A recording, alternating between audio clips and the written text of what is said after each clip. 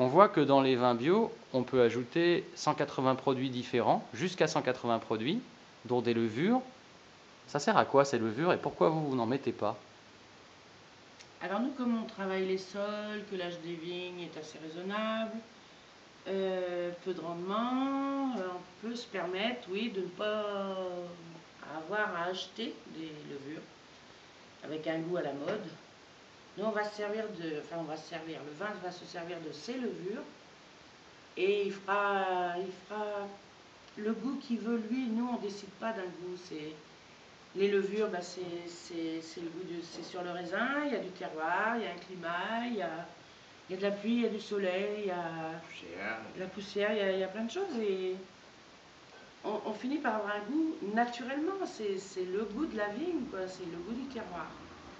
Bon, après, il y a des gens qui, forcément, ont des problèmes ont des problèmes, pour eux, ils n'ont pas de problème. Donc, pour moi, c'est un problème. Ils ont des problèmes de surproduction.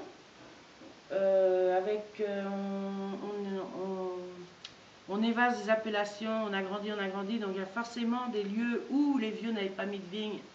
Il y avait une raison, c'est comme les maisons, quoi. Je veux dire, il y a des maisons à cet endroit-là, il n'y en avait pas avant, il arrive des malheurs. Il faut se poser des questions aussi. Donc, il n'y avait pas de vigne, on en met. Ça n'a pas de goût, avec beaucoup de rendement.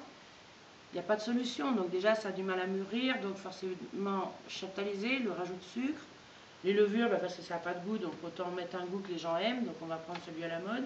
Et on dit les vins bio, mais il y a les vins conventionnels aussi, il n'y a pas que les vins bio. Il ne faut pas tout le temps attaquer les vins bio, quoi. Je veux dire, c'est la plupart des vins, c'est ça qui est grave, quoi. La quasi-totalité du vin. Voilà. Dans les 2 premières bouteilles, on considère qu'il voilà. y a entre 95 et 98% des vins qui font partie des 2 premières. C'est énorme, il faut le dénoncer, ça. Alors je ne dis pas que tous le font, c'est pas vrai, il ne faut pas tout généraliser.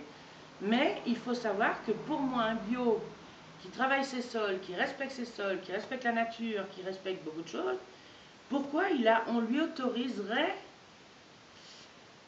de pouvoir utiliser une levure alors que si son travail est fait à la vigne, il n'y a pas besoin. Il n'y a aucun souci. Quelle différence à ce moment-là il y a avec les vins conventionnels? S'ils ont les mêmes droits, je ne vois pas la différence. Parce qu'il faut savoir que les levures, elles existent déjà. Naturellement. Sur le raisin, oui. Et même dans la cave. Si sa cave on la rend bien, oui.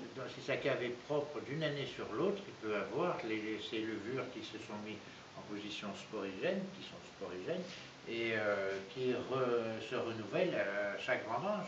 À condition de ne pas nettoyer avec des produits... À condition de ne pas mettre d'eau de javel dans sa cave. Voilà, autorisé aussi, oui, c'est tout autorisé. Rien contre l'eau de javel, mais c'est un produit désinfectant. Voilà, le chlore, la javel... voilà, pour rendre l'endroit stérile. Voilà. Votre vin, à vous, il est vivant, ça veut dire quoi? Ça veut dire que dans 5 ans, dans 10 ans, il y aura toujours une évolution dans le vin. C'est des vins qui ne madériseront, contrairement à ce que tout le monde dit, ne madériseront jamais. Ils vont évoluer, ils vont vieillir, ils peuvent même avoir des arômes de vieillissement très puissants, suivant les années, mais ne madériseront pas. C'est-à-dire que les gens, souvent les gens qui ont des vins de garde sont des vins qui malheureusement ont été filtrés à l'américaine, vulgairement. Donc ça ne sert à rien de les faire vieillir. Il ne faut pas les faire vieillir, puisqu'ils ont ôté à l'intérieur toute la vie bactérienne qui pouvait permettre au vin d'évoluer. Alors l'alcool retient momentanément la capacité du vin, mais au bout de quelques années, les gens se plaignent en disant mon vin est devenu madère. Oui, c'est normal, il ne peut plus, il est obligé de s'arrêter de vivre, puisqu'il n'a plus de vie. Voilà, c'est ça un vin vivant. Là, on est en 2014, vous buvez, alors je vais dire maintenant du verger, parce que l'appellation, on ne l'a pas, parfois tant pis, on fait du verger, nous, on vend notre travail à nous, c'est tout, il y a des règles, on les respecte, et puis c'est tout. Et maintenant, c'est nos règles, et puis c'est tout, puisque tout ça, ça ne nous va pas. Parfois, on fait autrement. Il faut savoir, chez nous, on ouvre que ce soit une vieille vigne ou un Coteaux d'Écart 2000, on est en 2014, c'est un vin qui a 14 ans, c'est pas plombé par l'âge, c'est pas lourd, c'est encore frais et minéral. Bon, d'accord, c'est un vin qui est bien en place et tout, mais c'est encore ça. on ouvre la bouteille et on voit que c'est encore une puissance de garde de 15 ans, 20 ans, 30 ans. C'est fou, quoi, je veux dire. Alors, oui, il y a des vins sans sulfite qui sont peut-être faits trop rapidement, une mise en bouteille peut-être un peu trop tôt, donc prématuré, on va dire. Voilà, nous, il y a 4-5 ans de vinification. Nous, c'est du travail sûr. Nous, on met en bouteille que si le vin a appris à se défendre contre l'oxydation. Bien au contraire, il faut carafer les vins, et même 2 jours, 3 jours, 4 jours, le vin ne sera pas oxydé, les arômes vont se libérer, et le vin sera mieux ou pas mieux, après c'est une question de goût.